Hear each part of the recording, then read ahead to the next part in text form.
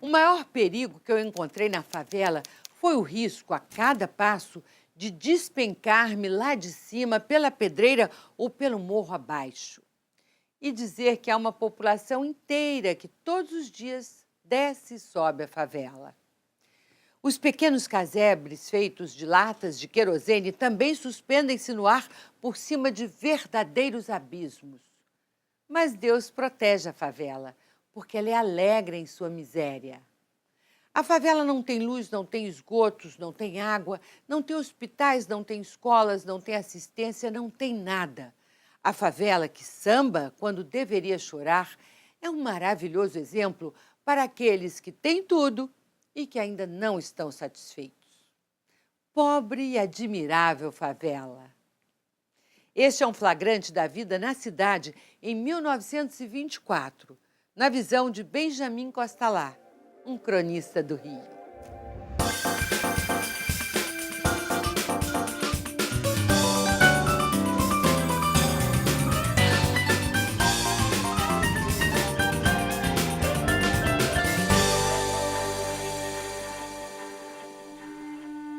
Benjamin Delgado de Carvalho Costalá nasceu no Rio de Janeiro, em 1897.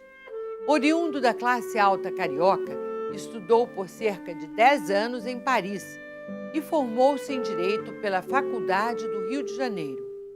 Conhecido como Benjamin Costalá, fez carreira de romancista, editor e cronista da vida carioca entre os anos de 1920 e 1930.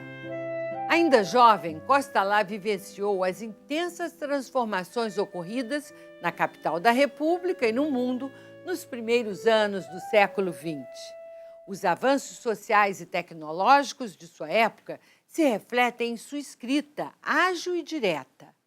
Em texto publicado no jornal O País em 1927, o intelectual Paulo Silveira, ligado ao movimento futurista, comenta a escrita de Costalá.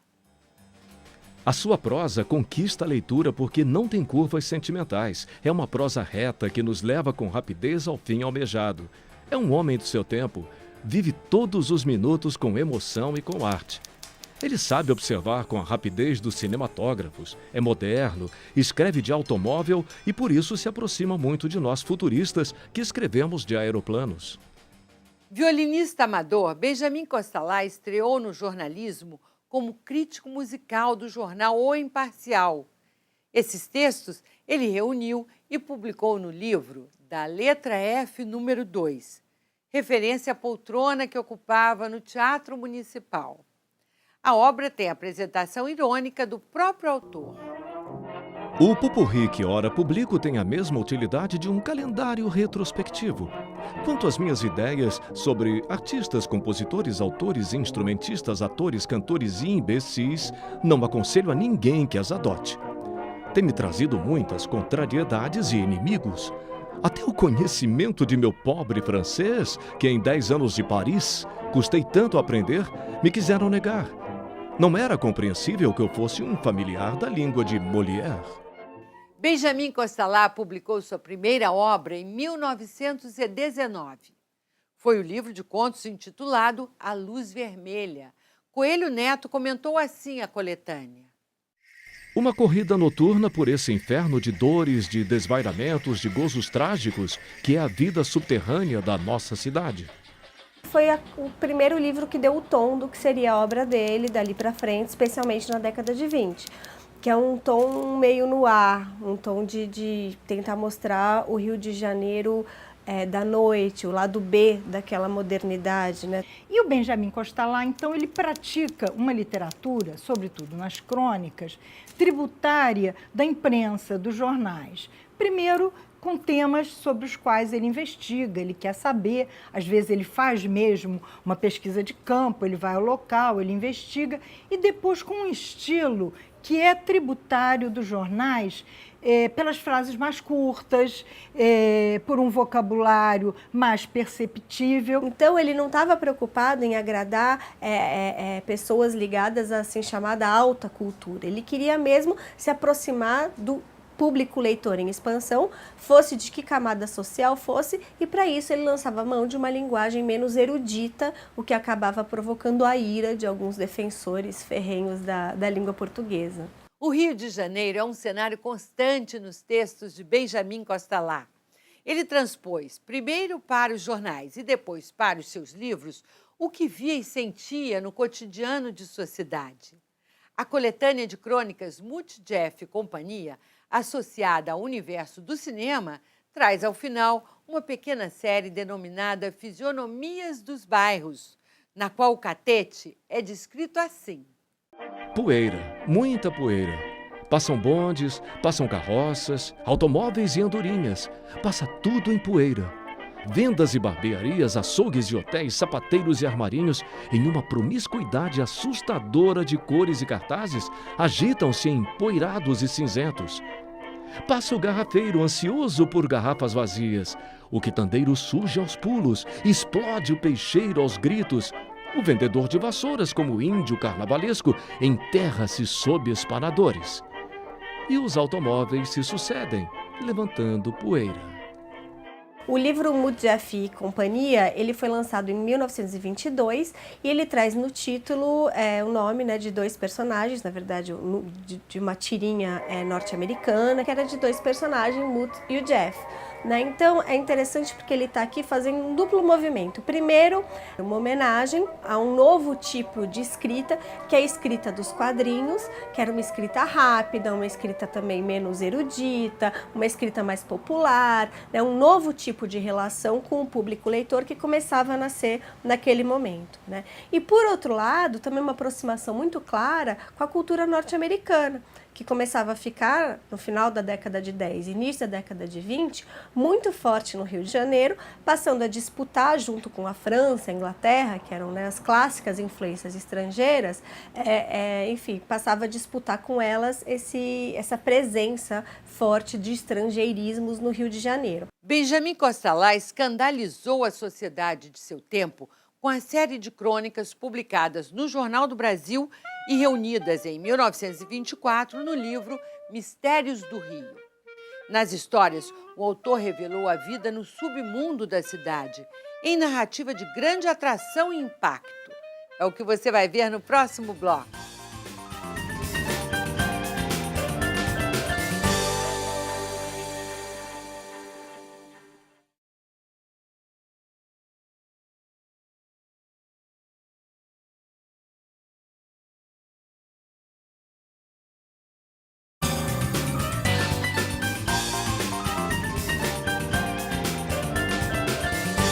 Benjamin Constant foi um dos escritores de maior êxito no Brasil na década de 1920. Seus livros estavam entre os mais vendidos e as crônicas assinadas por ele garantiam um aumento de vendas dos jornais. A série de reportagens que escreveu para o Jornal do Brasil, Mistérios do Rio, fez tanto sucesso na época que era anunciada diariamente na primeira página. É grande a ansiedade do público de Benjamin Constant pelo novo trabalho de seu querido escritor. Mistérios do Rio foram escritos expressamente para o Jornal do Brasil por força de um contrato entre esta folha e Benjamin Constant. Então, eles contratam o Benjamin Constant com exclusividade e fazem para ele uma encomenda, né, que é a série Mistérios do Rio, inspirada em séries de Mistérios de Paris, Mistérios de Londres, que alguns anos antes tinham sido publicadas em grandes jornais da França e da Inglaterra. Com habilidade para fantasiar, escandalizar e embasbacar o leitor, Benjamin Constant conseguiu, com Mistérios do Rio, a proeza de dobrar o preço do jornal nas bancas.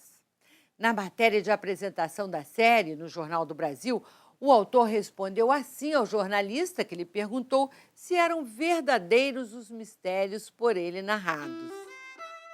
Absolutamente verdadeiros. Apenas olhei e narrei. A composição literária às vezes exige uma certa fantasia, mas eu peço ao público que acredite que todos, absolutamente todos os ambientes por mim descritos são verdadeiros. E as personagens que passam pelos mistérios foram observadas de perto. E daí ter sido a minha tarefa dobrada, fazer um trabalho sugestivo e interessante dentro da verdade. Algumas crônicas de Mistérios do Rio me tocam muito, eu acho muito bonitas até porque são muito atuais, que são crônicas em que ele dedica aos usuários de drogas, os sanatórios em que os dependentes químicos eram internados. E o que é bonito nessa crônica é que nesse sanatório que ele vai, ele visita mais de um, mas nesse grande sanatório que ele visita, ele encontra de tudo. Ele encontra os elegantes, ele encontra ricos, ele encontra mulheres dos políticos, ele encontra ex-prostitutas e ele trata com a mesma atenção, a mesma comoção todos esses personagens, que são personagens da vida urbana e que estão ali excluídos, sofrendo, tentando se curar para poder voltar à sociedade. Nas 14 crônicas que compõem Mistérios do Rio, Benjamin Constant aposta no inusitado, no sensacional, no diferente para atrair a atenção do leitor. São histórias de contravenções e crimes, nas quais o autor fala de pessoas e situações absolutamente desconhecidas das classes mais abastadas da sociedade, como em O Jogo do Bulldog. O homem de nariz quebrado não podia deixar de ser o Bulldog, um dos grandes chefes da misteriosa população de malandros do Rio de Janeiro. Estávamos em um dos mais perigosos antros, uma espécie de alcova, sem uma janela, sem ar, sem luz, terrivelmente fétida, com uma mesa feita por 2 cavaletes e algumas tábuas, um baralho usado e sebento, alguns níqueis e ao redor de tudo isso umas caras, atentas e febris. Se em Mistérios do Rio, Benjamin Constant aponta para a degradação dos costumes e valores da sociedade brasileira, o autor também se preocupa em denunciar a exploração da classe operária no período imediatamente anterior ao trabalhismo dos anos de 1930. Na crônica que abre a série, A Pequena Operária, Constant conta as desventuras de uma jovem que morre de fome por não conseguir se sustentar com o rendimento de seu trabalho. Helena é uma vítima da exploração da mão de obra das costureiras. Levem esta mulher para a Santa Casa, é uma questão de dias. Na ambulância da polícia, estendida na padiola de lona, Helena tinha compreendido a terrível significação daquele "é uma questão de dias". Era mesmo uma questão de dias, e tudo estaria acabado. Na sua miséria física, Helena estava com o espírito perfeitamente lúcido, e tamanho era o seu desencanto pela vida que não sofria a ideia de morrer com 18 anos. Se na década de 10 ainda existia um encantamento com a cidade, a urbanização, a república, na década de 20 esse encantamento já começa a dar lugar a algumas preocupações, né? O crescimento desmedido da cidade, o nascimento e o crescimento das favelas, a pauperização dos bairros dos subúrbios, e essas questões começam a surgir e realmente se mostrar como problemas que não vinham sendo equacionados, pelo menos não de forma tão forte em anos antes. Então é muito interessante porque ele capitaliza essa insatisfação, esses temores que começam a aparecer e faz disso um produto literário e jornalístico, né? Benjamin Constant se esforçava em aproximar suas crônicas à realidade do leitor, procurando conferir um caráter documental a seus textos. A verossimilhança de suas crônicas é garantida pela observação direta e a narração precisa de suas aventuras pelo Rio de Janeiro, como acontece em Na Noite do Subúrbio.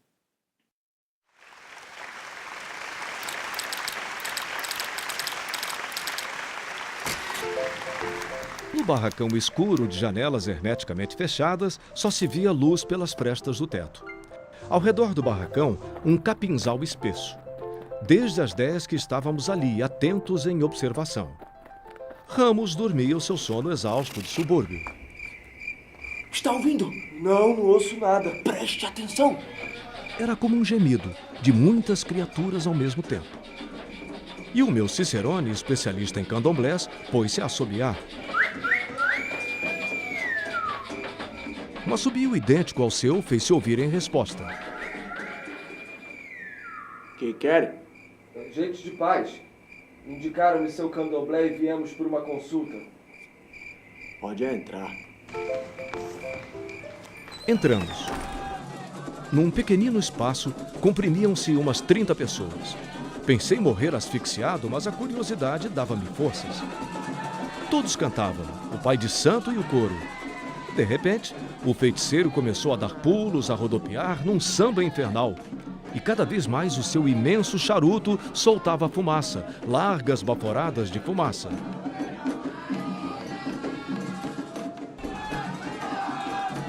Transfigurado agora, o preto, sorrindo, abençoava a assistência, rodopiando sempre. Finalmente parou. Havia chegado o momento da consulta. Uma velha gorda gemendo queixava-se de dores de cabeça. O preto e o seu inseparável charutão abriu os braços, fazendo uma série de passes diante de sua pobre cabeça dolorida. Veio depois a vez de uma criança recém-nascida que devia estar doente. Nos braços da própria mãe, o gigantesco preto a abençoou e a criança estava medicada. Depois, foi a vez de uma mulatinha. Ela falou ao ouvido do pai de santo. Devia ser infeliz nos amores, ter uma rival. O pai de santo atentamente a ouviu e prometeu providenciar. A mulatinha, os olhos rebrilhando de esperança, voltou ao seu lugar. Tornaram os cânticos alegres agora. O pai de santo tornou novamente a sambar. A música apressava o seu ritmo. De repente, um grito e um dos assistentes, caindo em transe, atira-se para o centro do grupo e põe-se também a sambar. E rapidamente, dentro do barracão, tendo como centro o pai de santo, rodopiam furiosamente.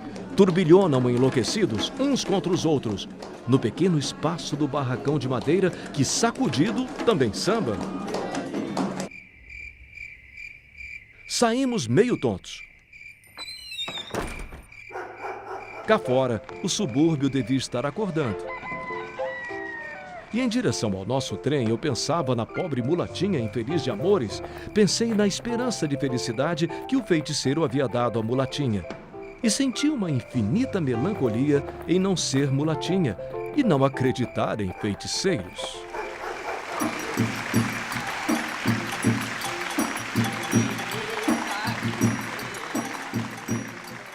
Cronista já consagrado pelo público, Benjamin Constant lança em 1923 o romance Mademoiselle Cinéma. Festejado como o maior sucesso editorial da Primeira República, o livro é considerado uma ameaça aos valores da sociedade carioca e tem apreensão decretada em todas as livrarias da cidade. É o que vamos ver no próximo bloco.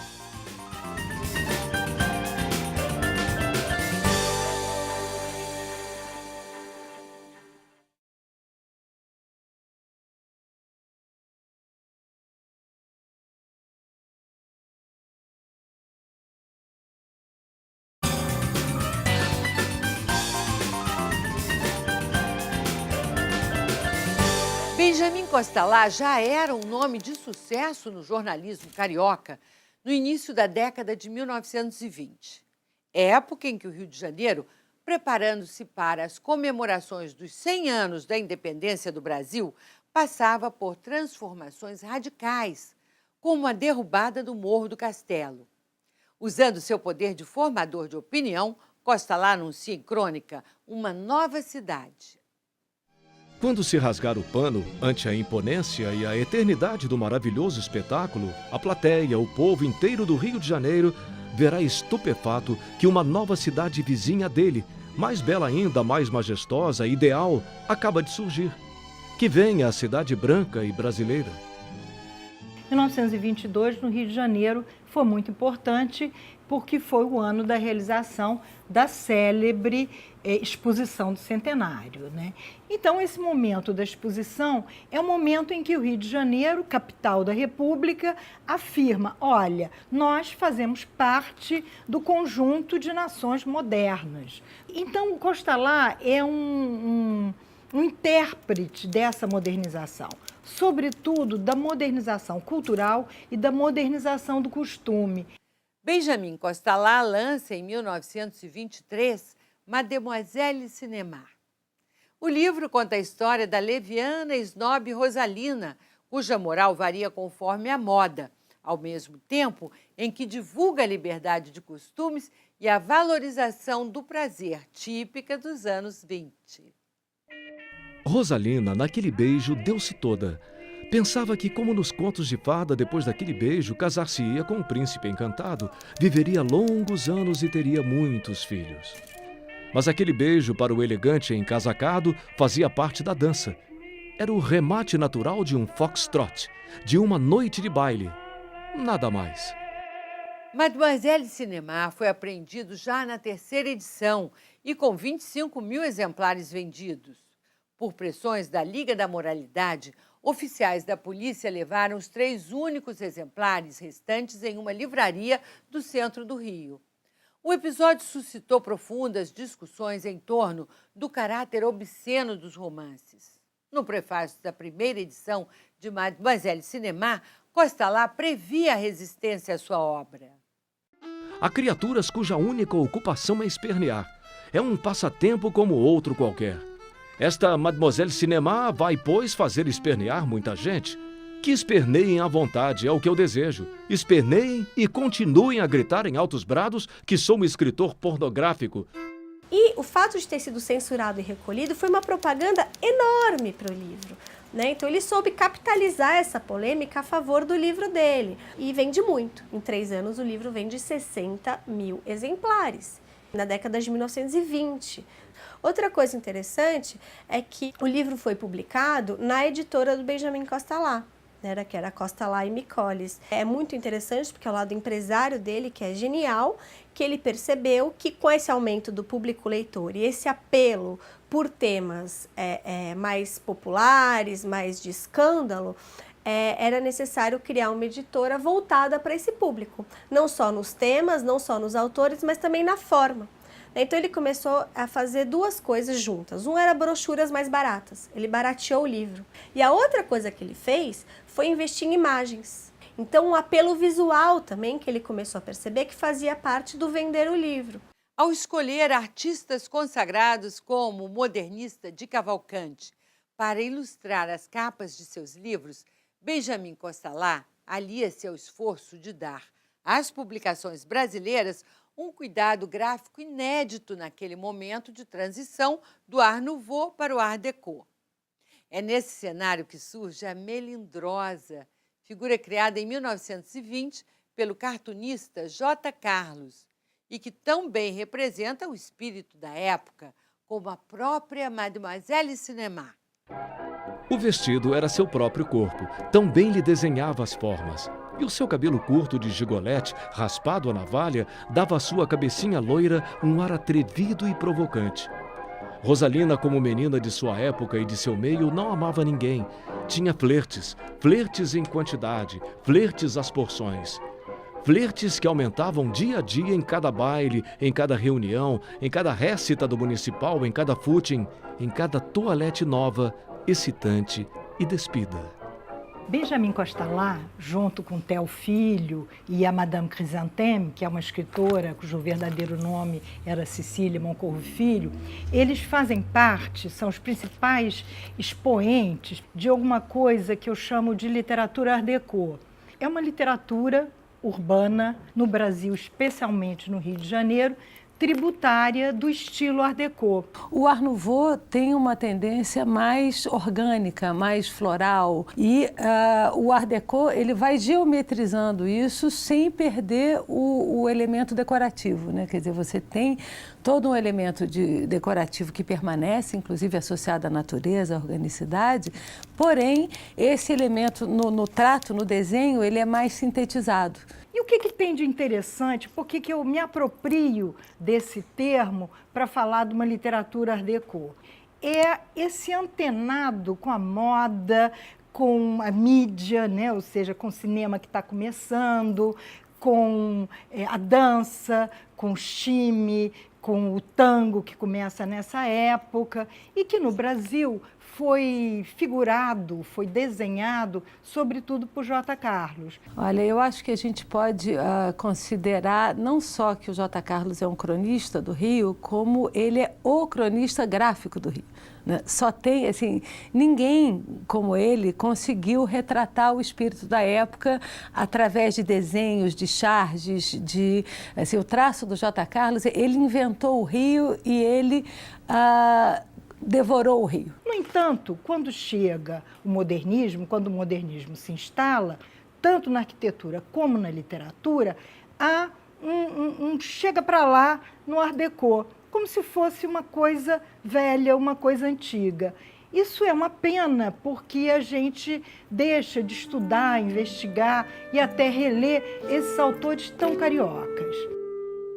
Benjamin Constant foi um dos mais atuantes jornalistas de seu tempo e um dos escritores cariocas de maior sucesso durante os agitados anos de 1920. Com mais de 30 obras publicadas, foi ainda um dos mais importantes editores do período, publicando livros de sua autoria e de escritores famosos por narrarem aspectos do submundo do Rio de Janeiro. Seu romance Mademoiselle Cinéma foi o maior sucesso editorial da Primeira República, contribuindo para que o autor tivesse uma atuação marcante no cenário cultural carioca da década de 20. Mas nada disso garantiu a Benjamin Constant o reconhecimento da crítica e de seus pares. E o cronista morreu esquecido, no Rio de Janeiro, aos 64 anos.